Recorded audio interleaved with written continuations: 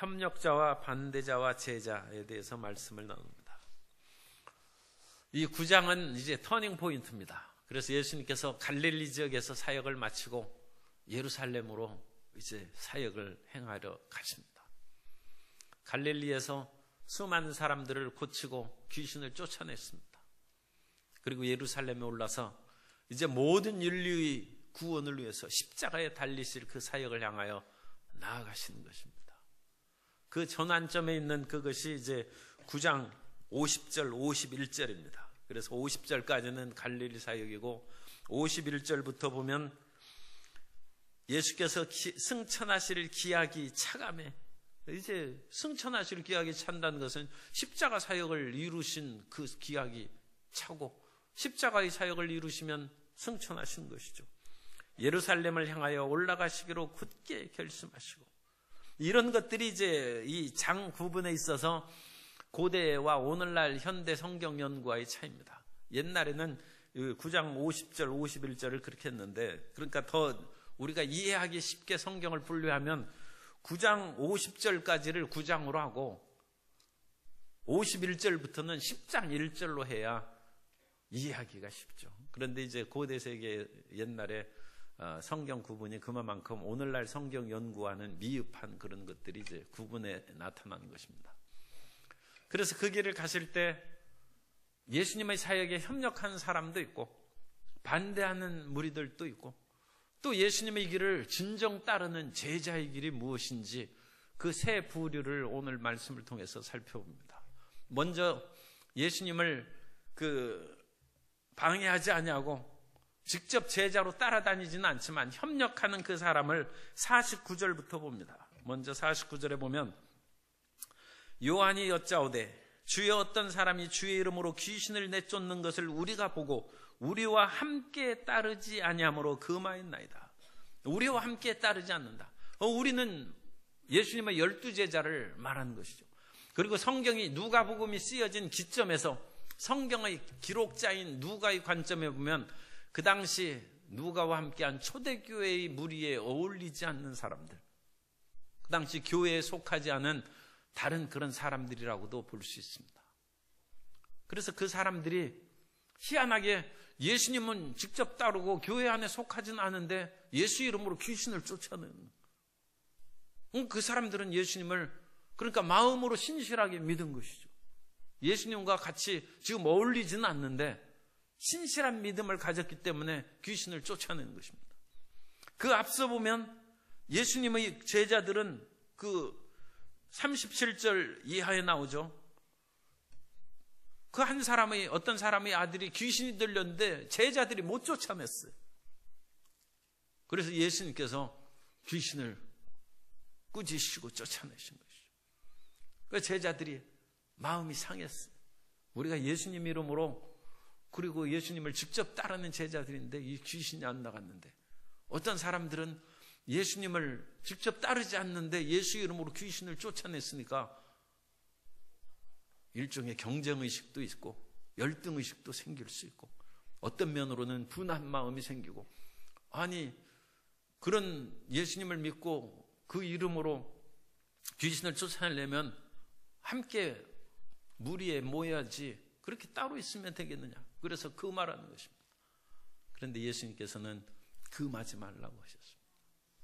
그들은 너희를 협력하는 사람들이다.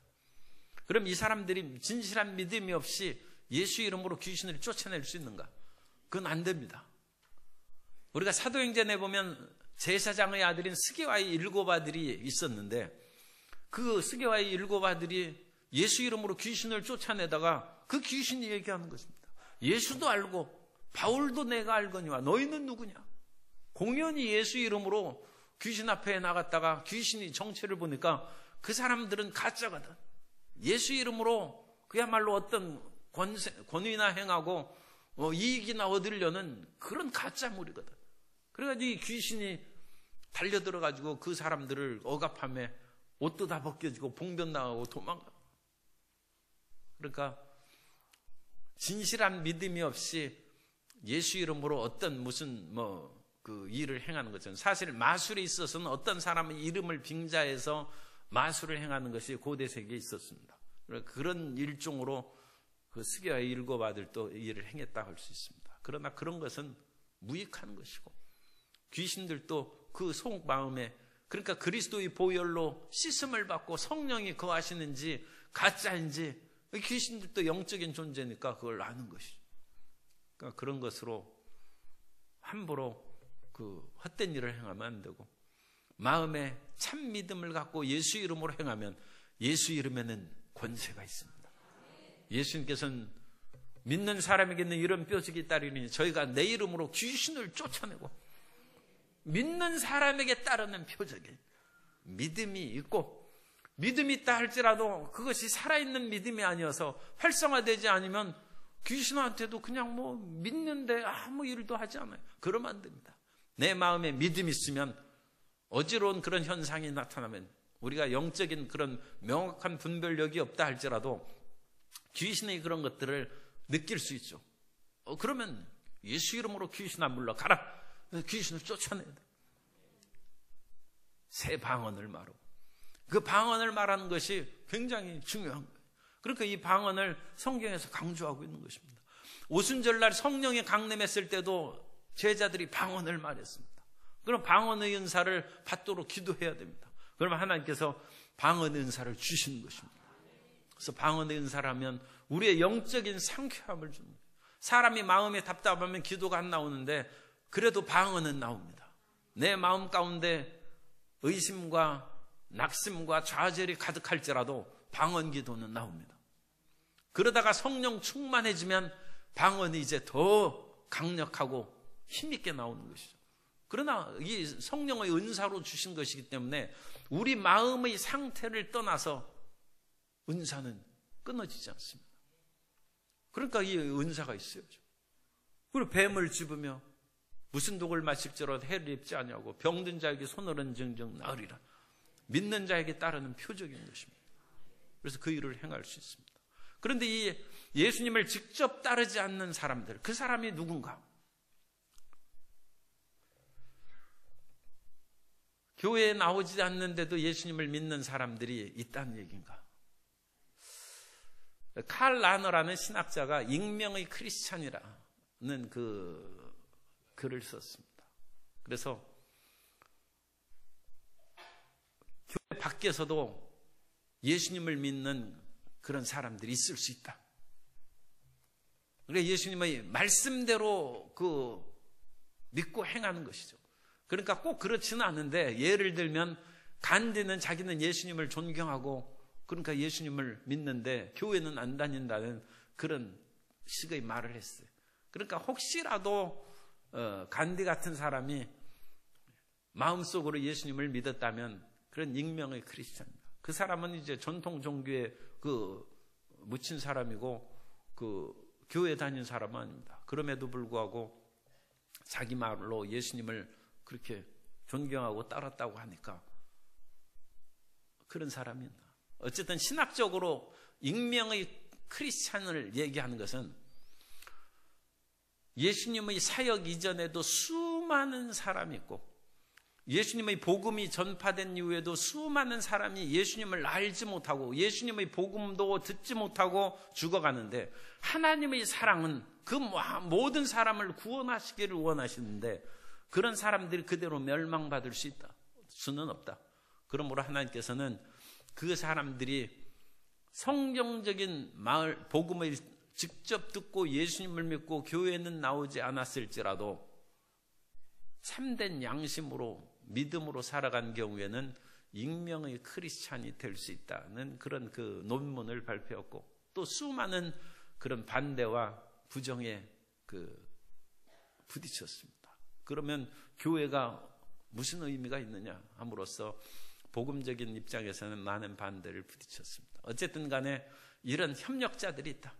그래서 직접 어울리지는 않지만 참된 그리스도의 정신으로 살아가는 그런 사람이 있을 수 있다는 가능성을 이렇게 보고 있고, 그런 점을 오늘날에 있어서도 우리가 생각하면 복음이 전혀 전해지지 않거나 그것을 실질적으로 복음을 들었다 할지라도 믿음을 가지면 죽음의 위협을 받거나 사회적으로 여러 가지 핍박을 받고 쫓겨날 그런 사회에서 익명의 크리스찬들이 있을 수도 있다는 그런 것들을 생각할 수 있습니다. 그래서 그런 사람들에게 대한 크리스찬들, 정통 교인들이 50절에 있는 말씀처럼 금하지 말라. 너희를 반대하지 않는 자는 너희를 위하는 자니라 하시니라 하는 그런 마음으로 협력자를 생각할 수 있습니다. 두 번째는 반대자들입니다. 그래서 51절에 있는 것처럼 예수님께서 이제 예루살렘으로 가시는데, 보통은 갈릴리 지역에서, 예루살렘은 유대 지역입니다. 갈릴리는 북쪽에 있고 유대는 이제 남쪽에 있는데, 그 갈릴리에서 지역에서 바로 산지길을 통해서 유대 지역으로 내려오면 직선거리로 금방 옵니다. 그래도 사흘길입니다만, 그러나 이 중간에 사마리아 사람들이 살고 있기 때문에 갈릴리 사람들이 사마리아 마을을 통과하기를 싫어해요. 그 사람들은 혼혈 족속이고, 그러니까 여러 그 이방인들과 유대인들이 그 혼혈족이고, 더군다나 그 정통 유대교를 믿지 않았기 때문에 그 길을 통과하기를 싫어해서 이 요단 계곡길로 내려옵니다. 산지길로 내려오면 곧바로 내려올 수 있는데, 계곡길로 내려오면 높은 지역에서 내려가야 돼요. 내려가서 계곡길로 이렇게 따라와서 여리고 정도까지 올라와서 여리고에서 다시 그 예루살렘으로 올라야 됩니다. 예루살렘에서 여리고의 그 높이는 한 1000m나 돼요. 그건 굉장히 높은. 그러니까 굉장히 밑으로 내려갔다가 또 굉장히 올라와야 돼요. 그건 힘들죠. 그러느니 산 등성을 타고 쭉 나오면 쉽게 예루살렘으로 올 수 있지 않습니까? 그런데 유대인들은 그 쉬운 길을 사마리아인 사람 보기 싫어서 안 오는데, 예수님께서 어떤 일이신지 이 예루살렘으로 가실 때 이 사마리아인의 길을 통과하셔서 가셨어요. 그러니까 마른 식량이나 그런 것들은 준비할 수 있죠. 그러나 물이라든지 여러 가지 필요한 그런 것들은 그 마을에서 조달해야 되는 거예요. 그래서 예수님의 제자들이 가서 사마리아 마을에서 그런 음식 그런 것을 구하려고 갔는데, 이 사마리아 사람들이 예수님과 그 제자들이 예루살렘으로 가신다는 것을 알고 푸대접을 했어요. 냉대하고 뭐 그런 것들, 우리가 뭐 당신에게 뭐 물건 안 팔겠다라든지 그런 식으로 했어요. 그것을 보고 예수님의 제자들 가운데도 성격이 불같은 사람이 있어요. 그 요한과 야고보, 우레의 아들이라고 하는 거예요. 이스라엘 갈릴리 지역에 그 이스라엘 땅에 여러 번 갔습니다만, 이번 성지순례 가서 하늘에서 벼락 치는 것을 처음 봤어요. 그 지역에서 비가 그렇게 많이 쏟아지고 뭐 그런 경우가 없습니다. 그런데 거기 그 오래 산 선교사도 그 벼락 치는 것을 처음 봤다는 거예요. 그리고 또 순식간에 뭐 개이고 그러는데, 어쨌든 이 우레의 아들의 요한과 야고보가, 그래서 자기들을 푸대접하고, 아니 예수님을 이렇게 푸대접하다니 아주 분노해서, 우리가 하늘에서 불이 내려서 저들을 멸하기를 원하십니까? 그렇게 예수님께 말씀을 드립니다. 어떤 사본에서는, 이 본문에는 빠져 있습니다만, 이 성경은 원본이 전해진 것이 아니라 사본이라는 것은 원본이 낡아져서 없어지기 때문에 계속 그걸 필사해서 손으로 베껴 쓴 것이 전해오고, 그 베껴 쓴 두 번째 사본도 또 낡아지기 때문에 세 번째, 그래서 여러 사본들이 많이 있어요, 다양하게. 그런데 어떤 사본에는 엘리야가 한 것 같이 우리가, 그런 규절이 들어있어요.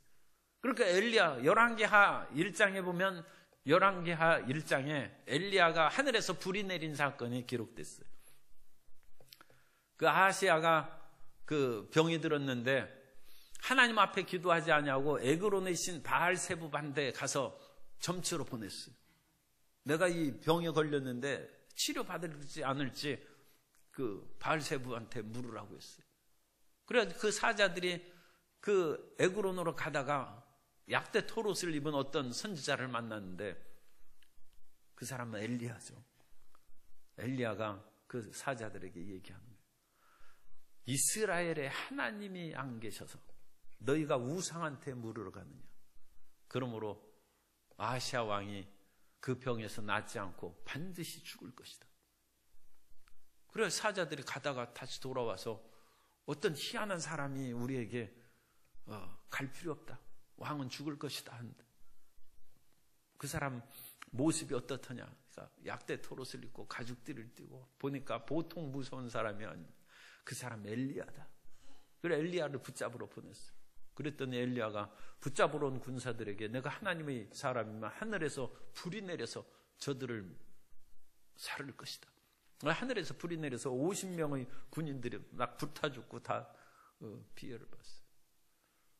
그런 일을 2번 하고 3번째는 이제 갔습니다. 어쨌든 이와 같이 엘리야가 하늘에서 불을 내린 사건이 있는데 그것처럼 요한과 야고보도 우리가 기도하여 하늘에서 불이 내려서 이 예수님의 영접하지 아니하고 거부하는 사람들을 심판하고 멸망시키기를 원하십니까? 그래서 예수님께서는 나는 인자가 온 것은 심판하러 온 것이 아니라 구원하러 왔다는 것이죠. 그러므로 예수님께서 이 제자들을 꾸짖으시고 이 사람들이 영접 안 하면 다른 데로 가는, 우리가 복음을 안 듣는 사람을 가끔 만나면 화가 나가지고 이 하늘에서 불 내려서 저 사람 멸하기를 원하십니까? 그런 생각이 조금 날 수도 있어요. 그런데 너희가 무슨 정신으로 그런 말을 하는지 모르겠다. 하나님이 좋아하시지 않습니다. 심판은 예수님께서 심판자이시지만 마지막 때 심판하시는 거예요.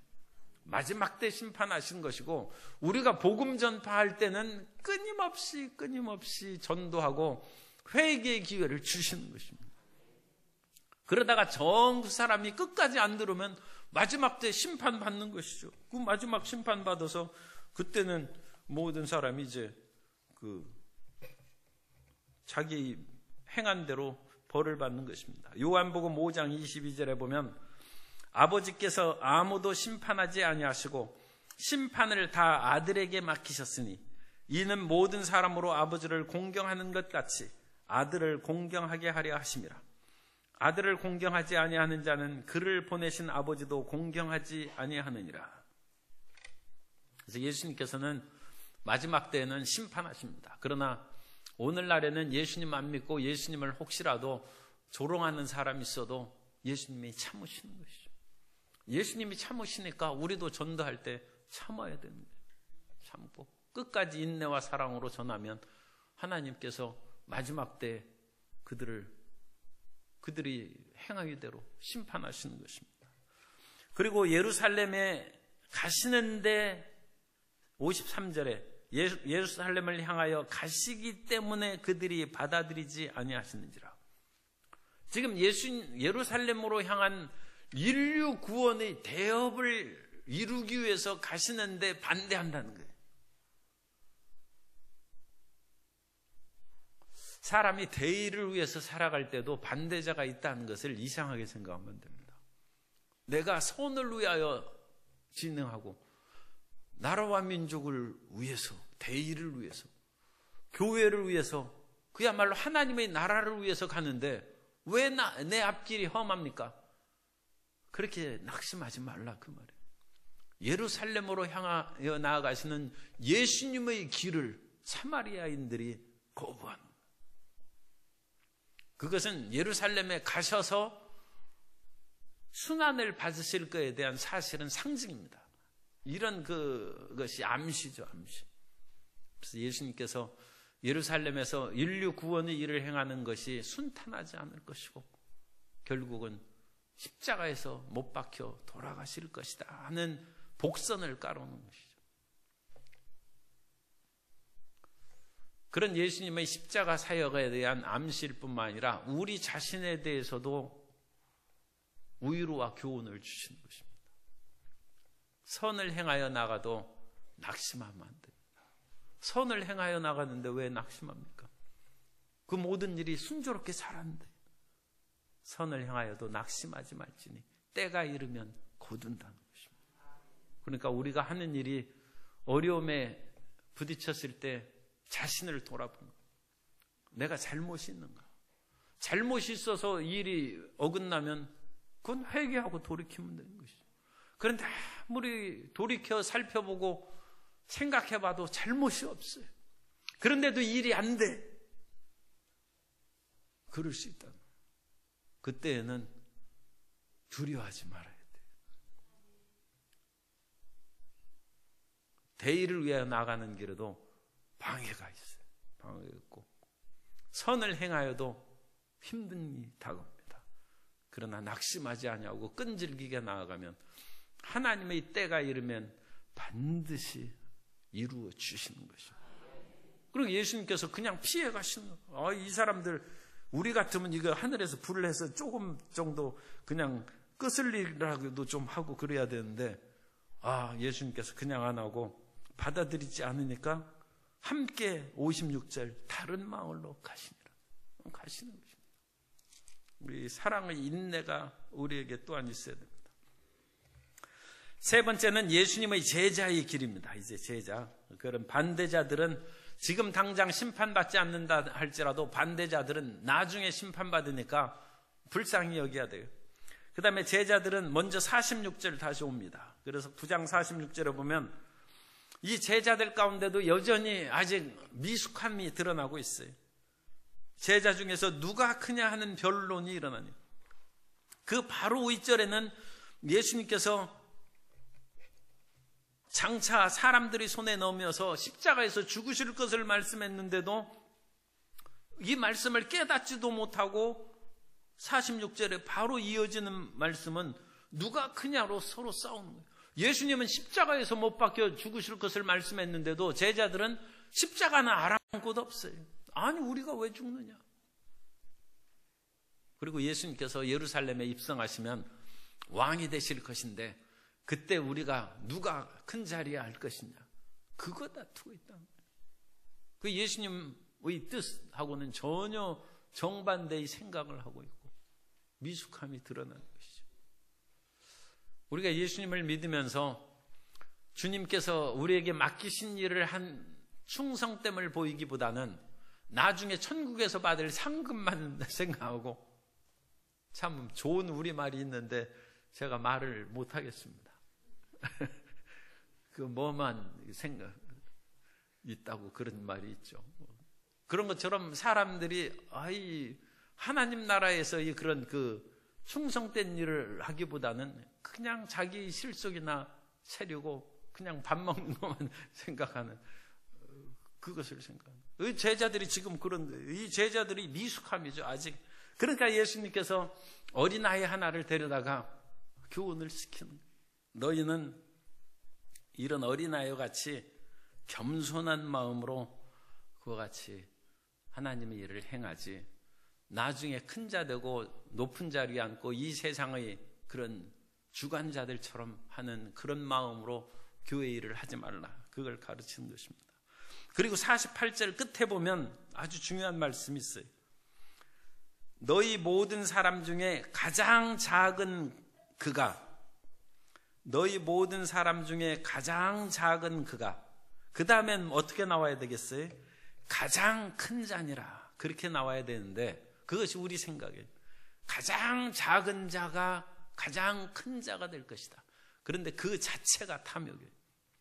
왜 작은 채 하느냐? 가장 큰 자가 되려고. 그런데 큰 자는 가장 큰 자는 없습니다. 하늘나라에는 모두가 큰 자예요. 하나님의 뜻대로 산 모두가 큰 자지 거기에는 모두가 1등이지 가장 큰 1등은 한 사람이 있고 나머지는 그 밑에 줄줄이 서 있는 그게 아니에요. 그래서 여기에서는 너희가 모든 사람 중에 이 땅에서는 가장 작은 자로 섬기는 그 사람이 되되 천국에서는 그냥 큰 자예요. 가장 큰 자가 아니에요. 그 다음에는 큰 자는 가장이라는 최상급의 표현이 안 써 있습니다. 이 땅에서는 가장 작은 자처럼 살아가고 그러면 천국에는 모두가 큰 자가 되는 것입니다. 그래서 이 땅에서 너무 큰 자가 되려고 애쓸 필요 없습니다. 이 땅에서 아무리 큰 자가 오늘 아침 신문에도 보니까 모 장관이 별세했다고 하는데 내가 이렇게 보니까 이름도 모르겠어요. 아니 장관하면 그 대단한 거 아닙니까? 장관하려고 사람들이 얼마나 몸부림칩니까? 그런데 그분 돌아가셨다고 부고가 신문에 났는데 제가 이제 견문이 좁아서 그런 것이죠. 그래도 이름도 모르겠어요. 이름. 부질없는 거예요. 이 세상의 큰 자가 영원히 큰 자가 아닙니다. 그러나 하늘나라에서 큰 자는 영원히 큰 자입니다. 그래서 우리가 그와 같은 믿음과 소망을 갖고 전진해야 됩니다. 그래서 이것이 제자의 길이고, 너무 가장 큰 자가 되려고 하지 말고, 성경에는 하나님 나라에서는 모두가 큰 자예요. 두 번째 제자는 57절입니다. 57절에 보면 길 가실 때 어떤 사람이 여짜오되 어디로 가시든지 나는 따르리이다. 그랬더니 예수님께서 따르지 말라고 그 사람 거절했어요. 이 사람은 아마 충동적으로 예수님을 따른 것 같아요. 예수님께서 귀신을 쫓고 병든 자를 치료하고 하나님 나라를 전파할 때 너무나 그냥 감동적으로 되어서 충동적으로 따르려고 할 때 예수님께서 여우도 굴이 있고 공중의 새도 집이 있을 때 인자는 머리 둘 것도 없다. 너 나 와봤자 뭐 그렇게 항상 눈에 번쩍거리고 대단한 것만 있는 것이 아니다. 마음 다시 잘 돌이켜 생각하고 다음에 따르도록 하라. 그리고 예수님이 거절하셔요. 예수님을 믿는 것에 대해서도 진지하고 심각하게 생각하라는 것입니다. 그것이 망대의 비유예요. 어떤 사람이 망대를 지으려면 자기가 가진 돈으로 망대를 건축을 완공하기까지 재정이 있는지 심각하게 계산하지 않겠느냐. 자기가 1만 명의 군사를 가진 왕인데 2만 명의 군사가 쳐들어오면 심각하게 생각해서 내가 물리칠 수 있는가? 그렇지 않다면 차라리 1만 명의 군사가 전쟁에서 죽고 상하는 것보다는 그에 상응하는 그 물자를 조공으로 그냥 바쳐서 미리 화해하는 것이 낫지 않겠냐. 그런 것처럼 예수님을 믿고 따르는 것을 진지하고 심각하게 계산해보고, 그리고 예수님을 믿고 충성하고 따르라는 것입니다. 그래야지 예수님을 믿는 것을 금방 왔다가 또 교회 다닌 지 몇 달 안 돼서 누가 당신 교회 안 가냐 하니까 안 가. 이제 내 마음 또 바뀌었어. 그럼 자기도 부끄럽고 또 그 듣는 사람도 이 교회에 대해서 어떻게 생각하겠어요? 그 자기 사람도 사람 신용 떨어질 뿐 아니라 교회에 대해서도 공연히 좋은 인상을 안 주는 것이죠. 그러니까 새신자, 새가족 초청한 사람 꼭 다녀서 결신시키고 정착시키기 바랍니다. 그래야지 그렇게 한두 번 행사 때마다 나와가지고 가서 선물 하나 받아. 그거 사람 체면이 그 뭐가 되겠어요. 겨우 그거 뭐 1,000만 원짜리 주는 것도 아닌데 그거 10,000원짜리도 안 되는 거 가지고 그래서 왔다 갔다 하면 사람 값이 떨어지는 것이죠. 그러니까 끝까지 그것을 믿고, 그래서 예수님께서는 그런 식으로 교회를 함부로 다니는 게 사실 아니죠. 그래서 예수님께서는 그렇게 단순하게 생각하고 충동적으로 나를 따를 생각하지 말라는 것입니다. 그리고 예수님이 거절하셨어요. 두 번째는 또 세 번째 처음 해서 59절입니다. 또 다른 사람에게 나를 따르라. 어떤 사람에게는 나를 따르라고 하셨어요. 그러자 그 사람이 내 아버지를 장사하게 하소서. 그래서 예수님께서 예수님을 알지 못하고 죽은 자들로 죽은 자를 장사하게 하고 너는 나를 따라. 관혼상제가 굉장히 중요한 것이죠. 그래서 결혼식 날 안 나오면 그 사람 그 마음에 섭섭함이 있죠. 또 장례식에 찾아와서 조문하지 않으면 저 사람이 나를 진정 사랑했나 또 마음에 의심이 들 수도 있어요. 이 관혼상제가 그만큼 중요한 것입니다.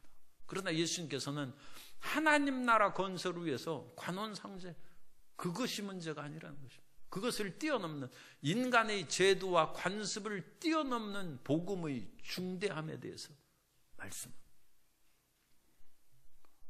그래서 아버지를 장사하는 것조차 예수님께서 허락하시지 아니하시고 너는 나를 따르고 복음을 위해서 헌신하라는 것입니다. 옛날에는 이 장사하는 것을 굉장히 많이 신경을 써서 옛날에 직관이 있었어요. 유명한 그 직관인데 명당 잡아주는데 최고. 그런데 그 직관 밑에 눌려가지고 항상 그 서위 2위로 그야말로 푸대접 받고 열등의식에 가득한 그 또 다른 동네 직관이 있었는데 그 1위인 그 천하 명당을 아는 직관이 돌아가셨어요. 그런데 그 집안은 평소 너무 청렴하게 살아가지고 이 뭐 집에 변변하게 관 하나 살 돈이 없어. 그리고 그 아들이 그냥 그 아버지를 지게 지고 이렇게 모시고 그냥 묻으러 가는 거예요. 그것을 그 서열 2위인 직원이 몰래 뒤따라가는 거예요. 틀림없이 자기가 죽은 명당을 어디 마련해 놨을 건데 거기 자기가 가서 보려고. 그랬더니 그 아들은 이제 아직 젊어서 아무것도 모르는 것이죠. 그런데 한참 가다가 그 지게를 내려서 땅을 파는데 보니까 천하의 명당인 거예요. 그러자 그 서열 2위 직원이 빨리 쫓아 올라가서 여보게, 이 자리는 내가 봐둔 것이네.